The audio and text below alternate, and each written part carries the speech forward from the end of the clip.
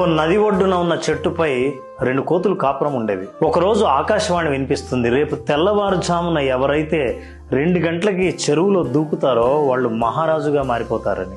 ఆ మరుసటి రోజు ఆడకోతి ఖచ్చితంగా ఉదయం 2 గంటలకే ఆ నదిలో దూకేసింది. వెంటనే ఓ అందమైన యువరాణిగా మారిపోయింది.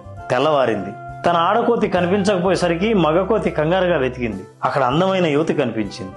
ఆ యువతితో, మీకేమైనా ఒక ఆడకోతి కనిపించిందా అని అడిగింది. ఆ యువరాణి, నేనే ఆడకోతిని. నిన్న ఆకాశవాణి మాటలు విని నేను ఉదయం నీళ్లలో దూకేశాను, యువరాణిని అయ్యాను.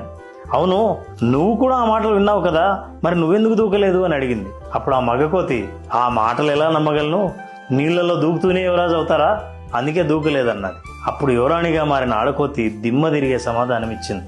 ఒక్క దూకి ఉండాల్సింది కదా. ఒకవేళ యువరాజుగా మారలేదనుకుందాం, పోయేదేముంది, మిగిలేది అదే కోతి బతికేగా. కొన్ని జీవితాలు కూడా అంతే. ఒక చిన్న రిస్క్ తీసుకోవడానికి కూడా భయపడి అదే బ్రతుకును ఈడుస్తూ ఉంటారు.